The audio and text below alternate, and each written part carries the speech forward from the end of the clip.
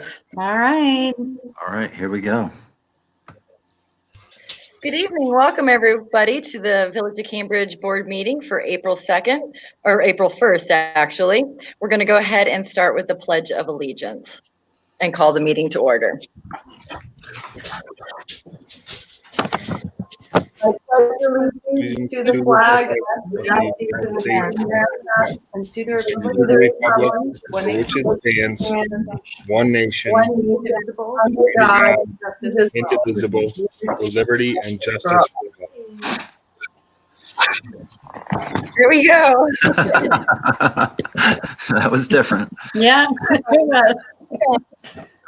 Members of the public, thank you all for tuning in tonight. I know this is not our typical way of having meetings. Typically, we're all together in the same room. But of course, due to safety measures, it's very imperative for us all to be separate at this time. I want to encourage everyone just to follow the recommendations that are coming out from the federal, state, and the county levels. And really do your best to follow those so that way they can get this under control and give the medical field a chance to really get a hold of what's going on. So we're going to go ahead and get started. And the first item of business is to approve the March 4th, 2020 meeting minutes as written. And I believe everybody should have gotten a copy of those and sent their corrections into Lance. So questions in regards to the meeting minutes? Do we have a motion to approve the March 4th, 2020 as written? And we're going to do roll call voting. And so we'll go ahead and start with The emotion. Do we still need to make a Yes. motion, Carmen? Okay, Yes, we need a I'll make a motion. motion. yes, I need a motion in a second. Okay. I'll second. Okay. And then we'll go in order on the agenda. Will that be helpful to you, Lance? So, Oh, I can't. Yes, it I would can't be. hear Lance. Okay. yes, it would be. Okay. So we'll go in order of the agenda. Okay, so, Starting. and Mayor will be last on that. So for the motion, approve March 4th, 2020 minutes as written. Steve Robertson, Aye. okay. Alex Derry Snyder, Aye. Amy Walsh, Aye. Steve Halleck, Aye. and the mayor. Aye. All right. So, Any opposed? All right, we made it through one. Moving along to the treasurer's report. You should have gotten copies of all those earlier.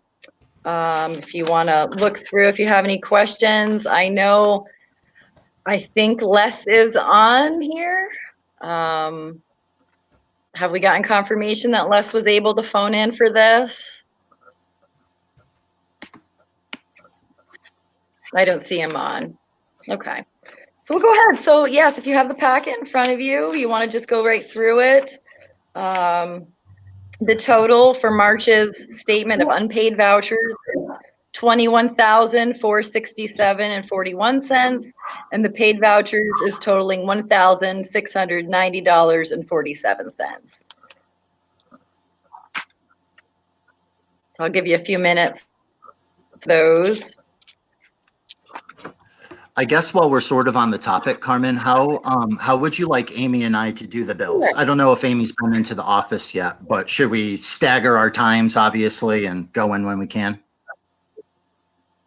Absolutely. And if you notice underneath the board packet, it has the note as the unpaid vouchers will be paid this month following the board meeting this evening.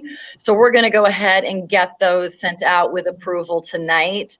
Okay. And then you and Amy can come in when it works for you. So you're not both here at the same time to sign off on those. Perfect. But we wanted to get them sent out right away just in case anything should come up. Sure. That sounds good to me. Okay. There's Les. Hi, Les. I can see him, but I can't hear him.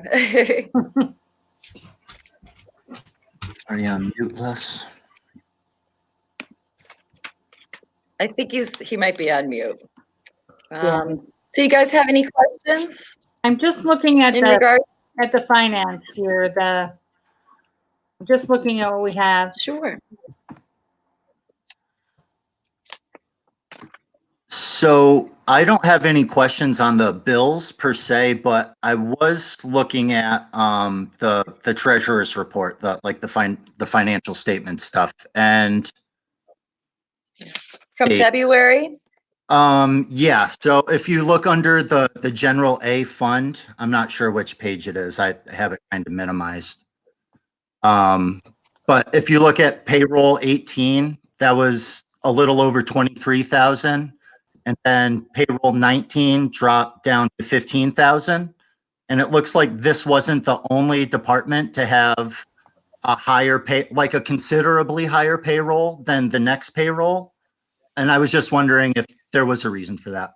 Is it Sure, because of the based on the way. board member paychecks? Is that it?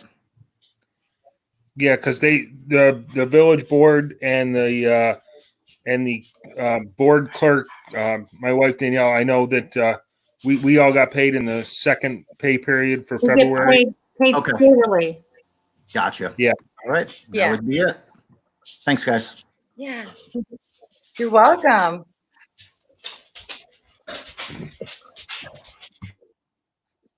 I'm just trying to get to I was going up and down here. Sure.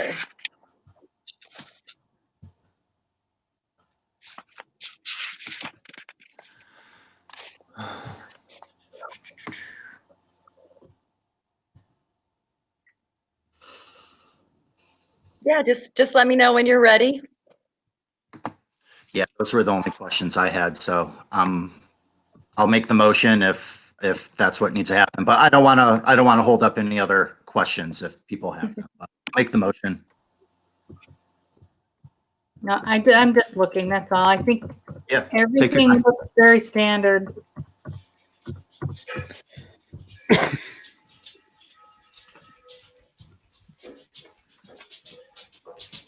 We do have a DPW report, I see.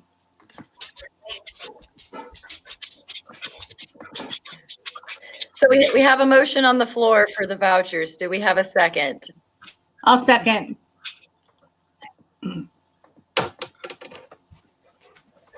Did you hear me? Yes, we did. I'll second.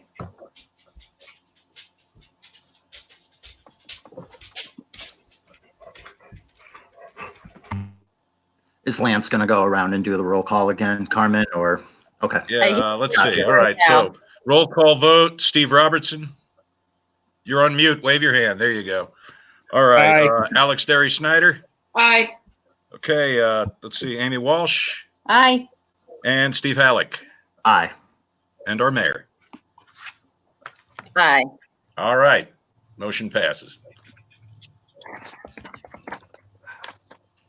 All right, we will move right along.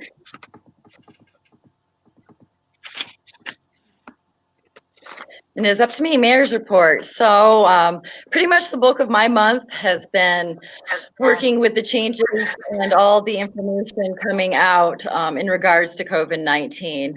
It's been a very busy 2.5 weeks, staying on top of everything and adjusting everything accordingly.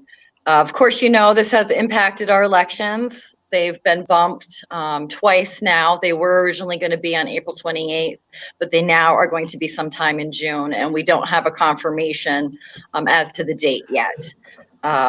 So that will be happening. Also, the impact to our budget, because right now we're in the middle of budget time, and we still do need to adopt our budget by May 1st.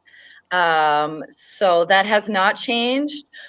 Which of course has changed is the public hearing, because part of the budget adoption process, you have to have a public hearing prior. So our public hearing will be very similar to this again, except with the option and ability for the public to call in their questions or their comments in regards to that. They can also submit them to us prior to our budget meeting as well, which will also help. So that is going to be probably mid-April.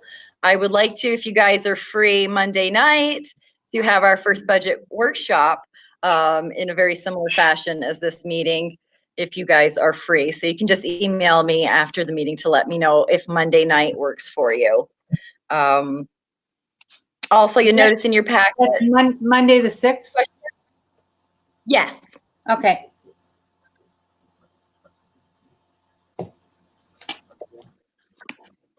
And we'll do something similar to this, I'm guessing. Yes, similar to this, and we'll have the, workshop packets with us and kind of go through through those.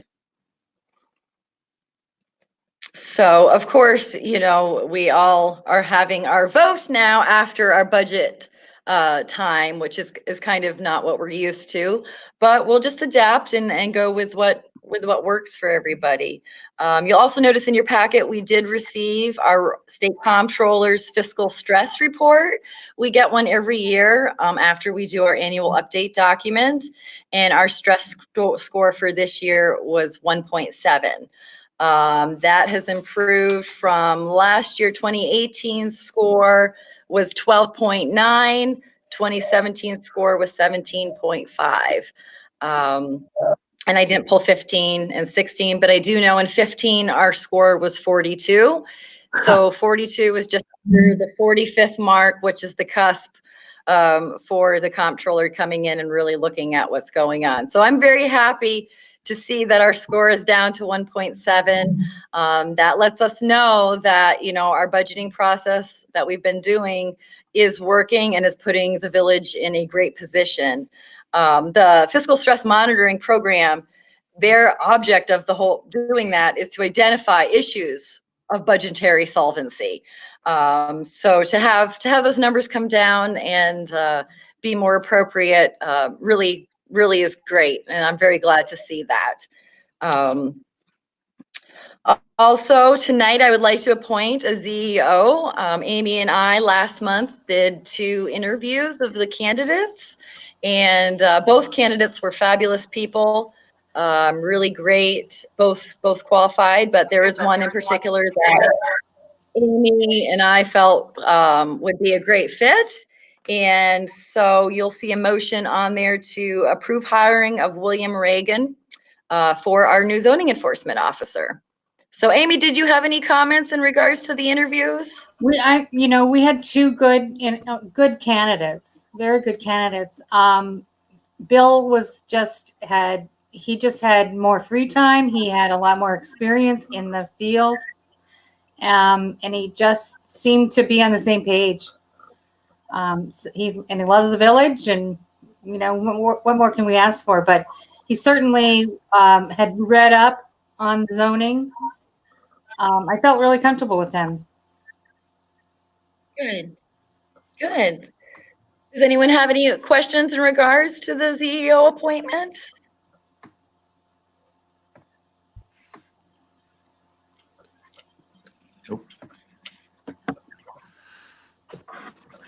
So we just need a motion.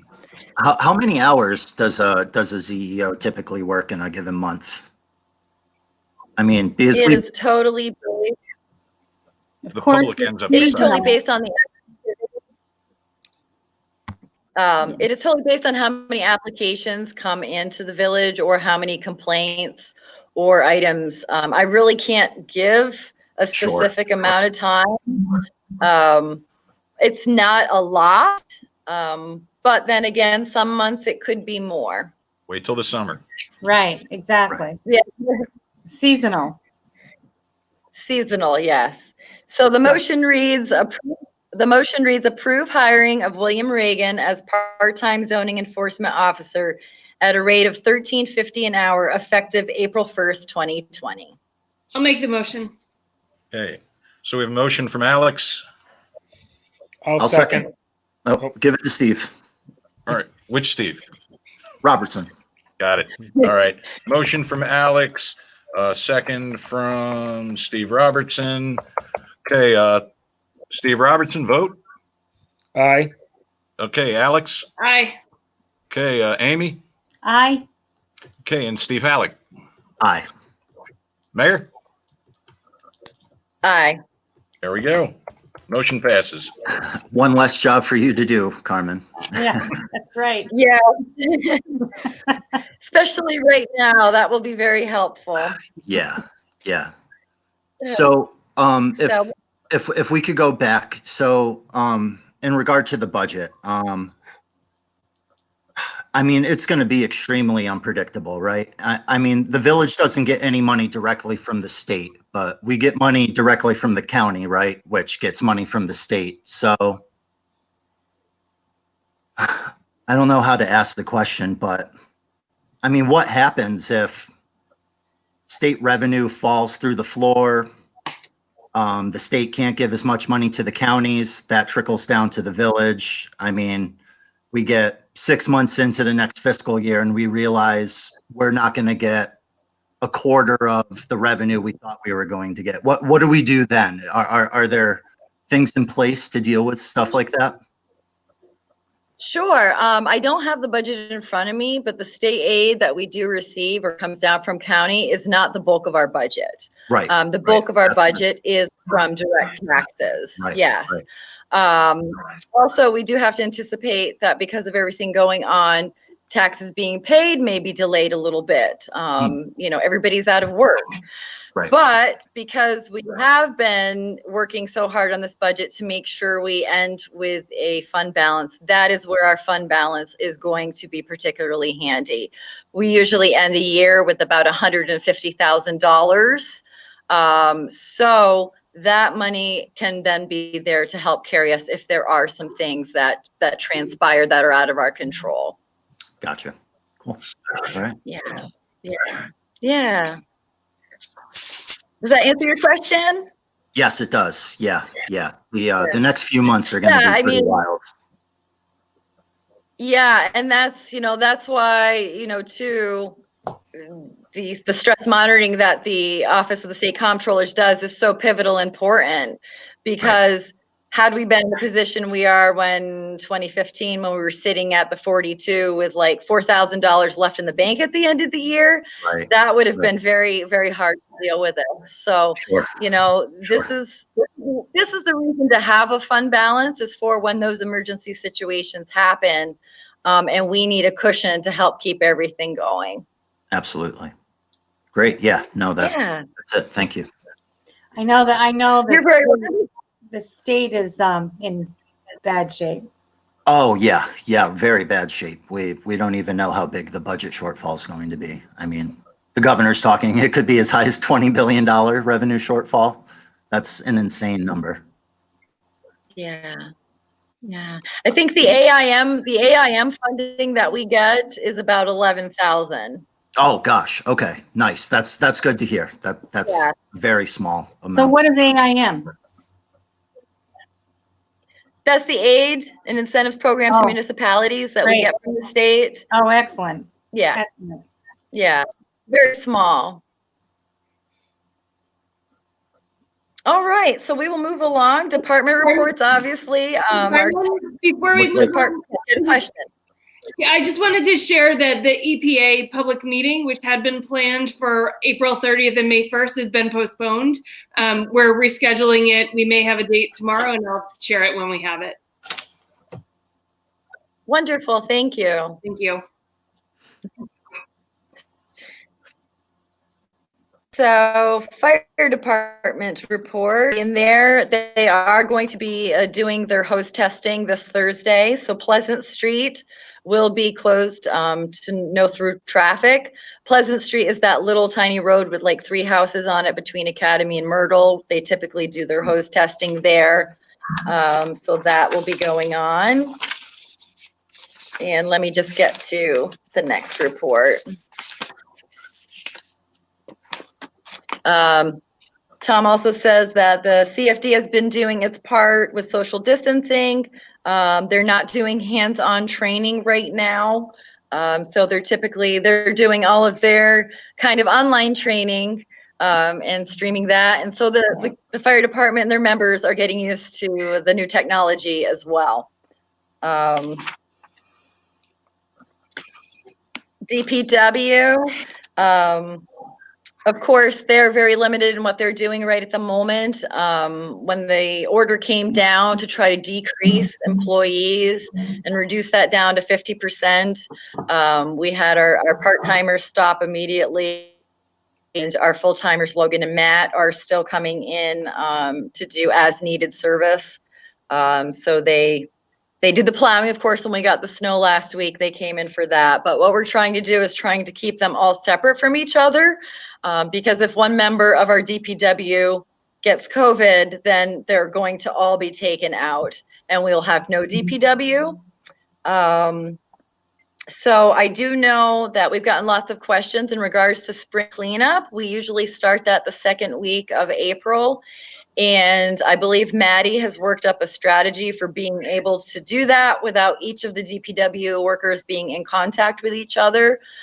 They would each drive a different piece of machinery and load up the brush like they normally do, but they would all travel in separate vehicles. So they would not be with each other in close quarters.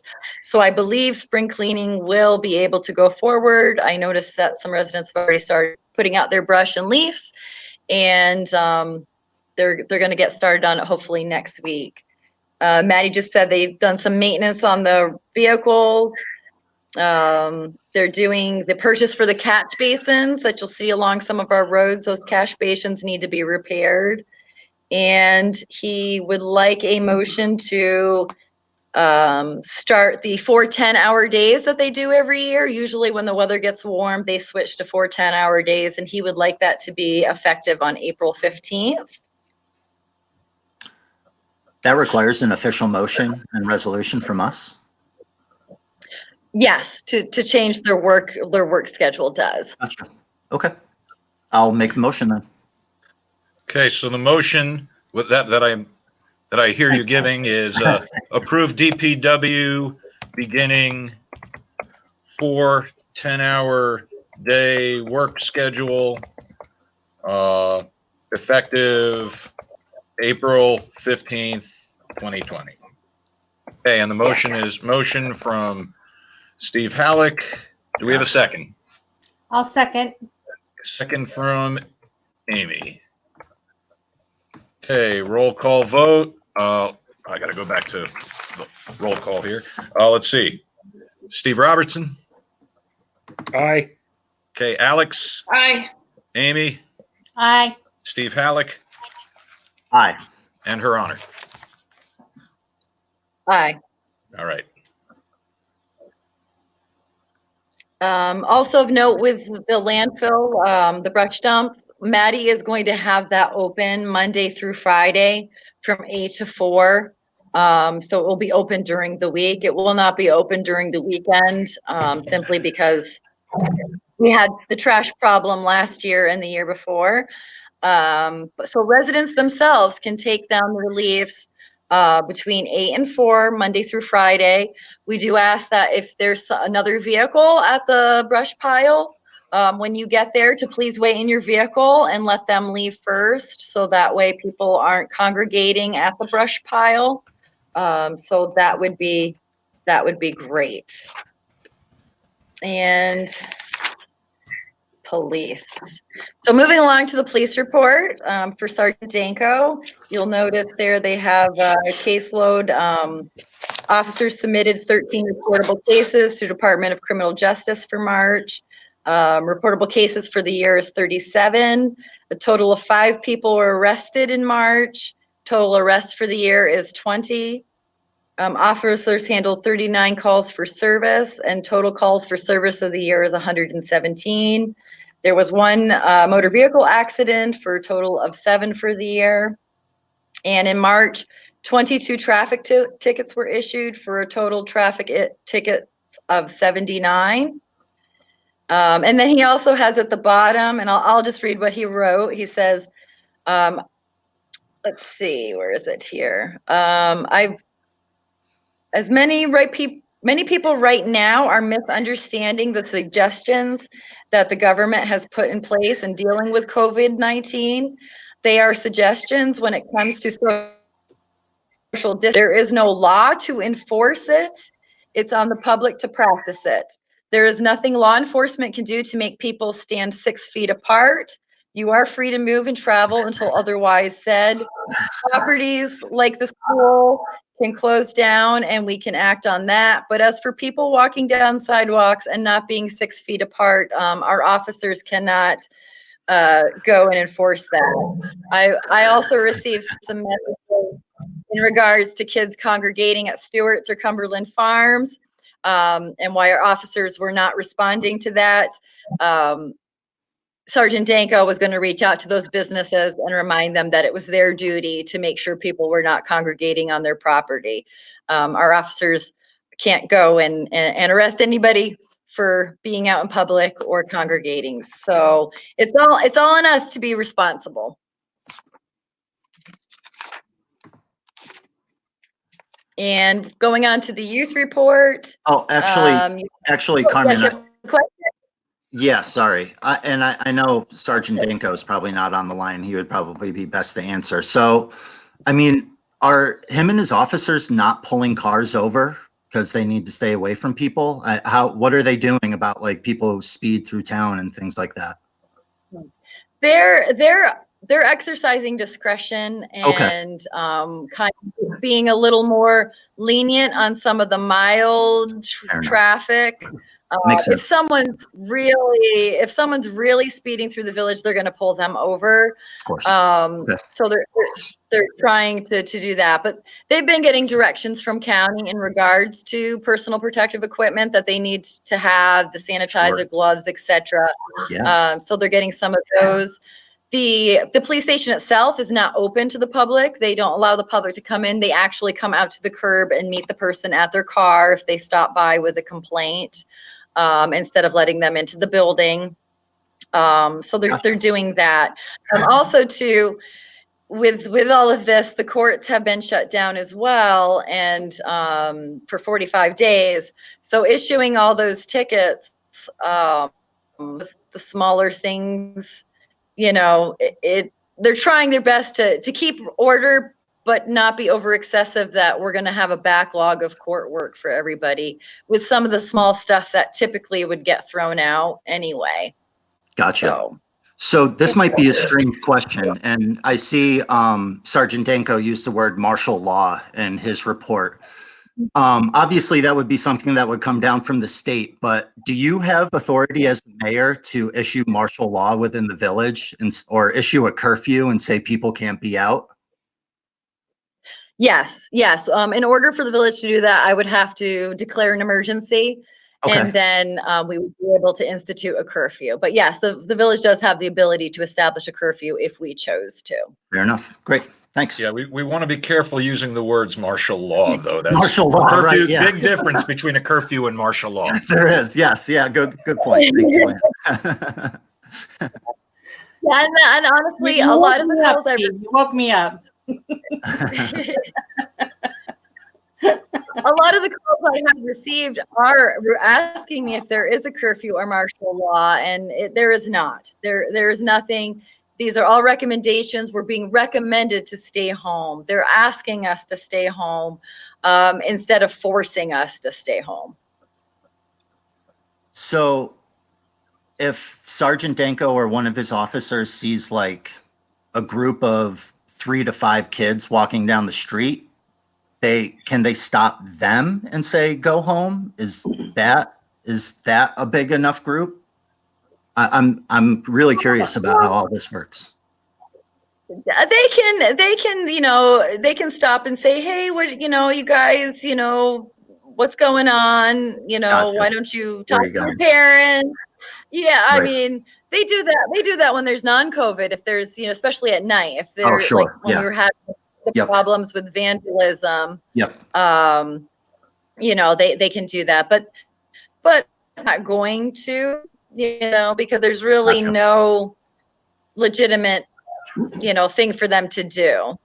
Gotcha. I mean, that really is something that maybe Kara, I mean, if it got to that point, but I don't think there's been any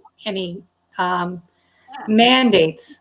There'd have to be a mandate from up above. Well, if we put a curfew on, If You we, can- like we have a Halloween curfew. Right, right. When we do a Halloween curfew, our officers can then tell those children to go and get inside. Right now, you know, unless they're actually getting into some trouble, they're not going to say that to the children. This is So- new territory. I mean, this isn't anything Right. we've dealt with before. Yeah. Yeah. And again, Carmen, to your authority as a mayor, I mean, so we could put a curfew in place, but could you say you don't, within village limits, more than 2 people aren't allowed to walk with each other? I mean, has your authority expanded under any of this stuff? Or I don't know. I know that's a really weird hypothetical question, but Steve, would you like me to send you a copy? We actually have some of the stuff pre-typed in a copy of our emergency SOP. And it lays some of that stuff out pretty clearly. I can forward that to you. yeah, that'd be great. Yeah, I'm really curious about some of the legal questions and things like that. But yeah, that'd be great. Thanks. Yeah, I mean, well, honestly, our government is asking us to be responsible and to do it ourselves. Right. And that's what I hope people do. I'm not inclined to go to any, you know, extent Right. that. Now, if that comes down from the state, then obviously we would enforce that because of it being the states. Of course. I think Jim's bringing Kara in. Hi, Kara. Okay. You're muted. Oh, sorry about Hi. that. Yeah, I mean, there's some enforcement provisions with respect to, I know the most recent governor's order or executive order discussed enforcement of construction sites. So, you know, code enforcement is all able to go out and say that they're in violation of the construction mandate, but I don't know with respect to congregating yet, if that doesn't appear to be something that is delegated to the officers other than to say, hey, let's stop congregating in public places. There's no real true enforcement piece to that that I'm aware of yet. But like today, the governor's office closed down the playgrounds, etc., in New York City. So, I mean, I don't know if we'll see that up here. And then, of course, if he does that, then there'll be some enforcement piece with respect to that if there's a mandated closure. So, the items that he's mandated have enforcement they have enforcement and they have penalties.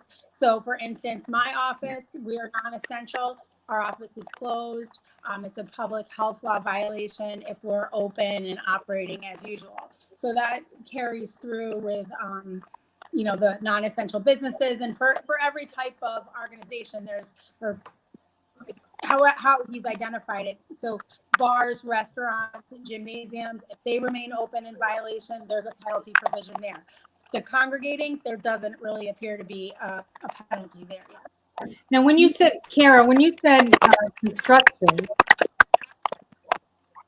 I know that some construction in Saratoga is still going. Is that just for municipal projects or all construction? It's and I can send you all the language. There's some construction projects that remain permitted if they're essential for health and safety. So if a company is involved in the construction of a hospital, etc., those things, they're still permitted to keep the project going. If the project is the construction is for the safety and welfare of the building itself. So say, for instance, an apartment building was under construction and the construction needed to be completed in order for the safety of the residents there, that would be allowed. And then there are some municipal projects that are able to continue. And then roads, bridges, etc., those types of projects. But all other projects don't fall under that new executive order. Okay. So I think the important piece is to look at the particular project or the particular business, and then look to the executive order and see where that particular project or business falls in, because it's really difficult to give like a blanket this is prohibited, this is not. It's really kind of on a case-by-case basis and Yeah. go and look to that to see if it's exempt or not. All right, thank you, Cara. All right, so let's move right along in our report. So if you follow along, oh, there's some clicking. All right, so we'll go to our school report, our youth. Lindsay has the report in there. Can you guys hear me okay? Yes. Yeah. I heard some clicking, just wanted to make sure. Of course, after school was closed on the 16th of March when that came down. But Lindsay's still moving forward with some possibilities for summer camp. Of course, that's totally hinging on what happens over the next few weeks and month as to whether, camp is going to happen. So you'll see all the info in there for that. For the youth center, Carmen, I'm guessing it's not going to be used very much over the next coming months. Do we still have to pay rent on it? Well, yes, if we're still using the building, yes, we still have to pay rent. I know it's not being used for the purposes that we're renting it for. Sure. Yeah. Fair enough. No, I was just curious. Thank you. Yeah, you're welcome. All right, assessor Bill has put in there the final assessment roll has been filed as of April 1st. He did provide the final taxable values. He participated in a conference call with attorney and town of White Creek officials on the 26th. That is in regard to the litigation pertaining to the Cambridge assisted living. And pretty much the consensus of that group is he brought the information back from us from our last meeting about moving forward with hiring an appraiser. So he's continuing on that. Great.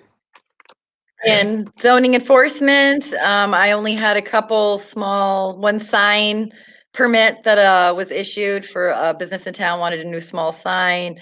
And then another one doing some repairs to their dormers that they needed an LRCC one from county. So those are the only things I did for that this month. Zoning board of appeals, there's no report, and planning board, no report as well. Actually, I did get a ZBA report just showing that they didn't have a meeting. I haven't gotten anything from the planning side. Okay, thank you. I see a question here from Les. Should our office be closed to the public? Our office is primarily closed to the public. The only thing that is still open is Lance has the window hours. So they can come in the front door and he talks to them through the window. Honestly, he's only had maybe 1 or 2 people that come in. Not every day. Most things have been by phone, which Les and I have talked about this prior to this meeting. So, Lance and I talked about it, and, we feel it's kind of important to keep some semblance of our government going and visible to the public, that they know they can, call Lance and talk to him. That's pretty much what the consensus we came to when talking with Lance. Yeah, I've been actually doing a lot of answering phones for towns. I'm getting a lot of questions because folks aren't always able to reach their towns these days. So I've become kind of a central repository for any municipal information. That's great. Yeah. Yeah, and with they have to talk through him through the window, as opposed to actually being able to walk in the office. So I don't know if you've noticed when you come in, there's the actual plastic front window with a little counter. That's where people are now communicating to him. So that way they're still maintaining a safe distance. Hey, what kind of joint you think I'm running? That's actual glass, by the way. Oh, I talk to him through this, so we're keeping safe. Is it bulletproof? I hope so. So, Yeah, because and two, there was no mandate that came down that we had to shut down our governments. All that the state asked us to do was to reduce our employees by 50%, and non-essential employees. So, right now we're pretty much operating Lance, Les, the fire department when they're needed, the police department when they're needed, and Matt and Logan when they're needed. So that's pretty much all who are currently working at the moment. So Kara is up. I'll type that to Jim. If she can. Hey, I don't really have any updates. One item I did want to follow back around with the ICC4 tax case, and so I'm going to have Josh maybe attend an upcoming meeting to discuss that case with you. So, getting better. Okay, good. Thank you. Thank you.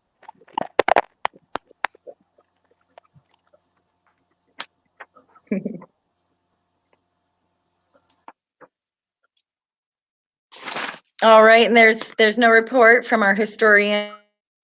Yeah, This all went she's not down. working at present. She was one of our employees that we asked to stay home. She was only coming in on Mondays anyway, so she's okay with that. There's really not a lot going on in regards to the archives. And librarian, you'll see in there, you should have a report from Christina of everything they've been doing in response to the COVID. The library is closed down during this time. And then also we did receive over the library board's resolution for emergency payment. The library board would like to continue to pay their part-time employees, which they are permitted to do at this time, as long as they had a resolution stating that they were going to do that. So their few part-time employees will still be paid. We don't have to handle anything with that other than documenting that on their paychecks it was during the time of COVID for the library. So pretty straightforward. Lance, you are up. Yes. Is there a potential to? I don't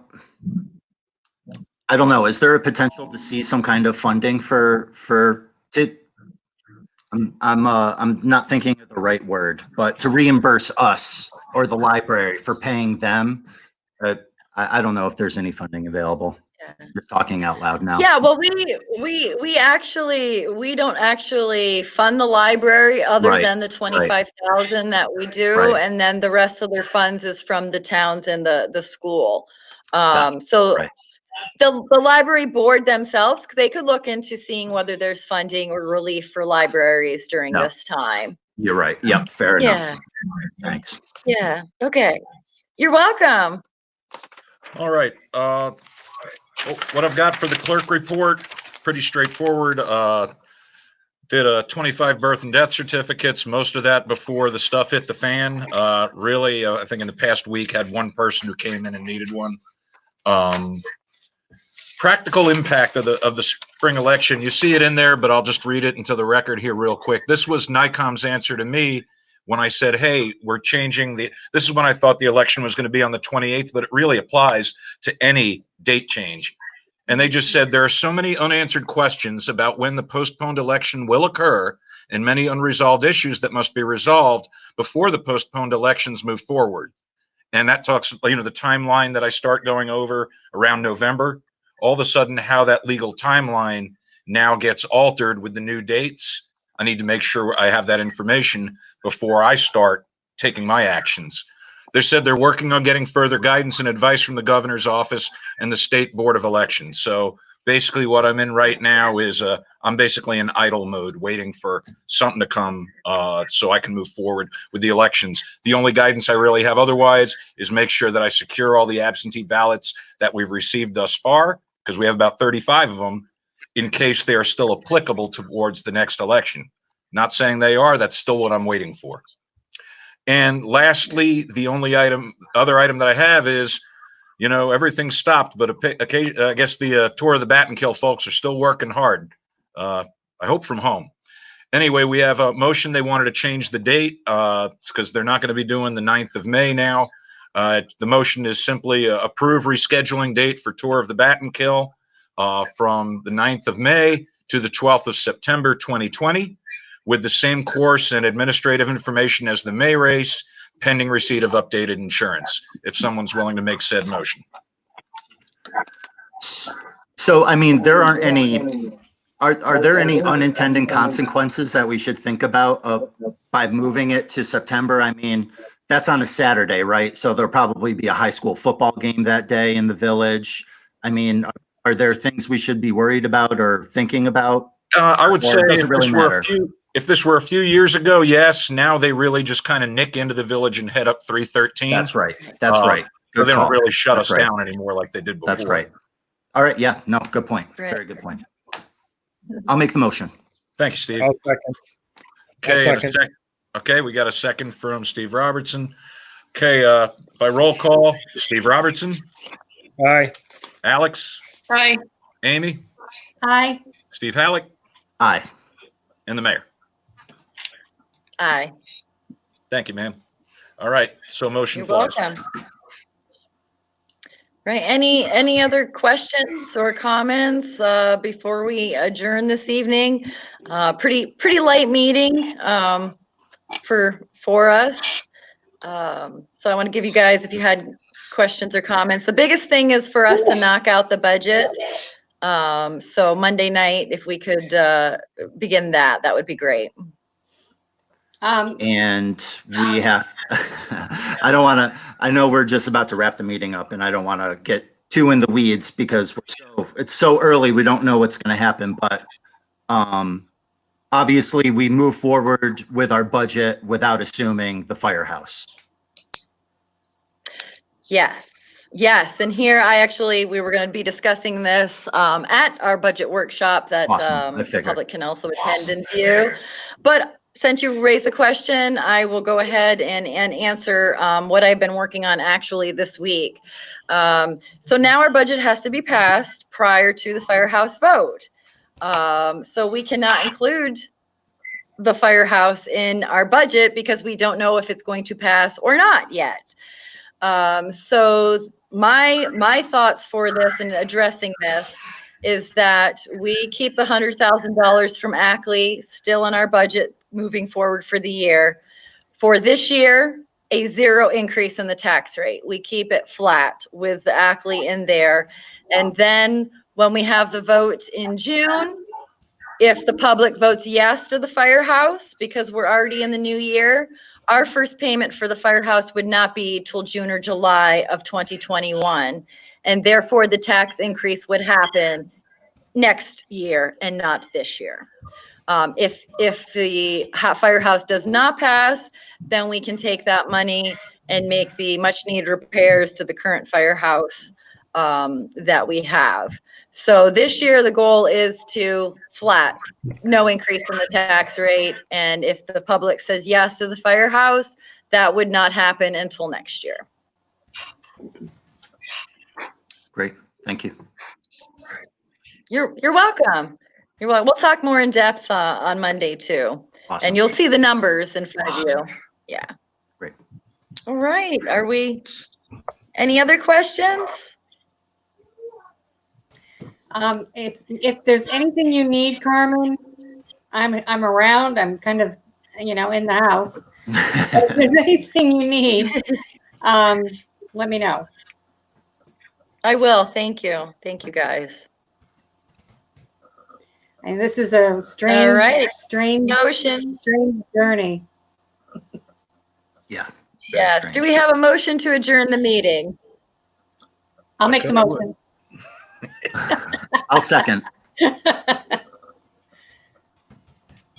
Amy made the motion. Roll I'll call second. vote for this, folks. So, Steve Robertson. All right.